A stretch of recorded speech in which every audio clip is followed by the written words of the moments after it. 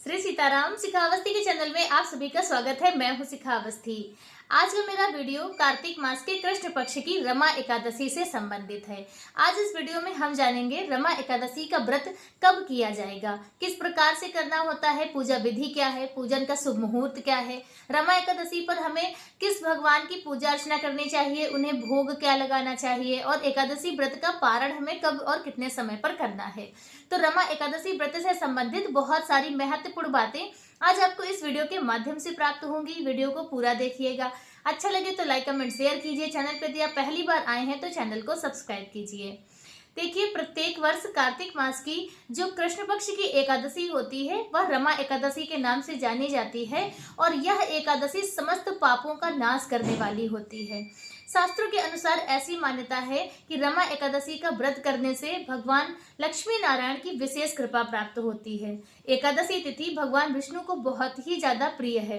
उसमें से जो कार्तिक मास की एकादशी होती है तो उसका महत्व और भी अधिक बढ़ जाता है, क्योंकि कार्तिक का महीना ही भगवान को बहुत ही ज्यादा प्रिय है।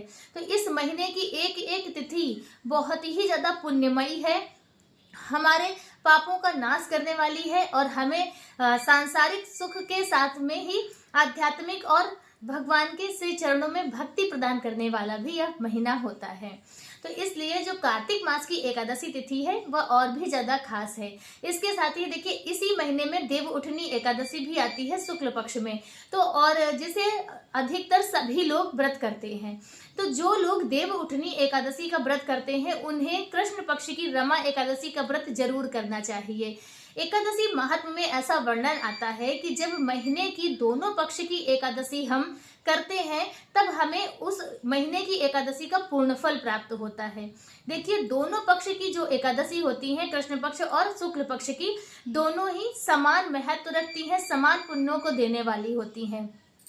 तो जब जैसे बहुत से लोग पूरे वर्ष की एकादशी व्रत नहीं करते हैं, लेकिन वर्ष के जो मुख्य मुख्य महीने होते हैं, जैसे वैशाख का महीना हुआ, ज्येष्ठ का महीना हुआ और इधर कार्तिक के महीने में, तो जैसे मुख्य महीनों में जो लोग एकादशी का व्रत करते हैं तो उन्हें दोनों पक्ष की एकादशी का व्रत करना चाहिए। तो इसलिए जो लोग हमेशा एकादशी का व्रत नहीं करते हैं, प्रत्येक वर्ष मतलब वर्ष भर की सभी एकादशी और सिर्फ वह देव उठनी एकादशी का व्रत करते हैं, तो उन्हें भी रमा एकादशी का व्रत जरूर करना चाहिए। तब उन्हें देव उठनी एकादशी व्रत का पूर्ण फल प्राप्त होता है। चलिए जान लेते हैं रमा एकादशी का व्रत हमें किस प्रकार से करना चाहिए। देखिए, एकादशी का जो व्रत होता है वह 3 दिनों का होता है। 3 दिनों तक हमें एकादशी व्रत के नियमों का पालन करना होता है। 10वीं तिथि को आपको लहसुन प्याज का त्याग करना होता है। बगैर लहसुन प्याज का चावल का त्याग करते हैं और मसूर की दाल, बैंगन इत्यादि इन वस्तुओं का सेवन हमें 10वीं तिथि को नहीं करना चाहिए। सात्विक भोजन करना चाहिए। सूर्यास्त के पहले ही आपको अन्न का सेवन करना चाहिए। सूर्यास्त के बाद अन्न का त्याग कर देते हैं। अगर आपको खाना ही है तो आप फलाहार खाएं।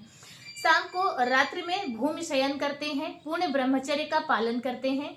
एकादशी वाले दिन सुबह आपको सूर्योदय से पूर्व स्नान करना है। स्नान के बाद आप अपने मंदिर में जब आए तो अपने भगवान के सामने अपना एकादशी व्रत करने का संकल्प लें। संकल्प जरूर लेना चाहिए।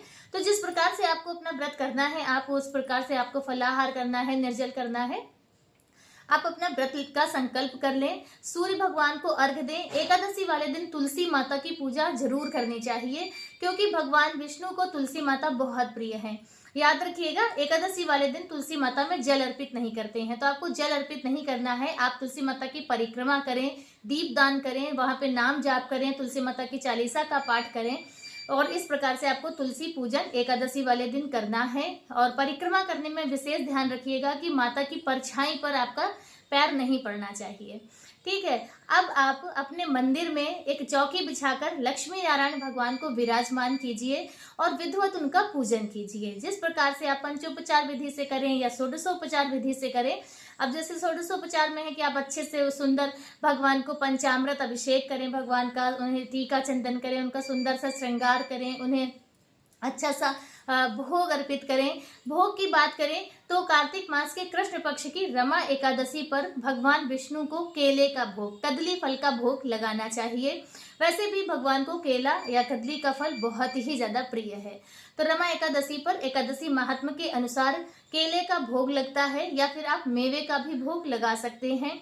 लक्ष्मी नारायण भगवान की पूजा अर्चना कीजिए और उनका एकादशी का कथा जो महात्म है वह जरूर सुनना चाहिए। एकादशी महात्म सुनिए, आरती कीजिए, विष्णु सहस्त्र नाम का पाठ कीजिए, विष्णु तुलसी अर्चन से कीजिए।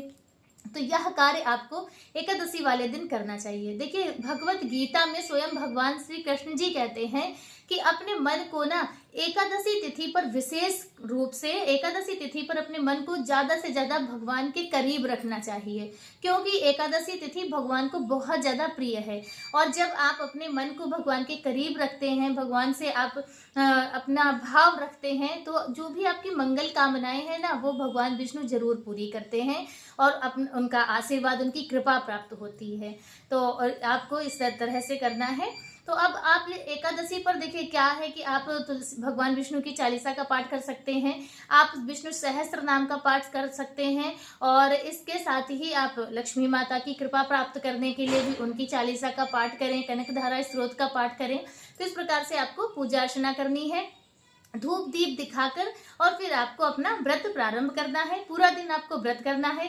शाम के समय भी आपको पंचोपचार विधि से पूजा अर्चना करनी है। हो सके तो आप एक अखंड दीप जलाएं।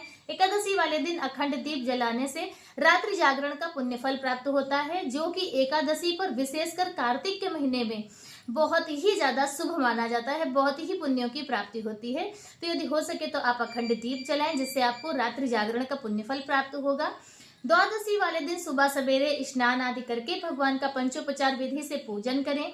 एक ब्राह्मण दंपति को भोजन कराएं। यदि भोजन नहीं करा सकते हैं तो आप अन्न का दान कर दें, सीधा निकाल दें, दक्षिणा निकाल दें, और फिर आप अपने व्रत का पारण करेंगे। व्रत का पारण आपको 18 अक्टूबर दिन शनिवार सुबह 6:30 से 9:30 के बीच में पारण करना है। पारण सही समय पर और सही विधि के अनुसार ही करना चाहिए। कहते हैं कि जब आप सही से पारण करते हैं तो जो भी त्रुटियां, जो भी अपराध आपके एकादशी व्रत में हो गए हैं, तो भगवान उन्हें क्षमा कर देते हैं। पारण आपको किस प्रकार से करना है? जब आप भोजन इत्यादि का दान कर लेंगे, फिर आप भगवान के सामने ही अपने दाहिने हाथ में आप थोड़ा सा जल लीजिए, छोटा तुलसी का दल ले लीजिए, थोड़े से चावल के दाने ले लीजिए और उन्हें आप पानी से निगल लीजिए। तो इस प्रकार से होता है। अब देखिए कि यदि आप प्रदोष का व्रत करते हैं तो आपको चावल के दाने नहीं लेने हैं, सिर्फ आप जल और तुलसी दल से अपने व्रत का पारण करेंगे। यदि आप प्रदोष का व्रत नहीं करते हैं तब आप चावल से करें, क्योंकि कहते हैं कि द्वादशी वाले दिन चावल में पुण्यों की प्राप्ति होती है। एकादशी वाले दिन चावल का सेवन नहीं करते हैं, द्वादशी वाले दिन चावल का सेवन हमें विशेष रूप से करना चाहिए। आप भगवान को खीर का भोग लगा सकते हैं, आप खिचड़ी बनाकर भगवान को भोग लगा सकते हैं। तो इस प्रकार से आपका जो एकादशी व्रत है वह पूर्ण होता है और इस आपको पुण्य फलों की प्राप्ति होती है। तो रमा एकादशी का व्रत वर्ष 2025 में 17 अक्टूबर 2025 दिन शुक्रवार को मनाया जाएगा। और रमा एकादशी व्रत से संबंधित आज का वीडियो मेरा बस इतना ही। वीडियो कैसा लगा कमेंट करके जरूर बताएं। मिलते हैं दूसरे वीडियो में किसी दूसरी जानकारी के साथ। तब तक के लिए श्री सीताराम।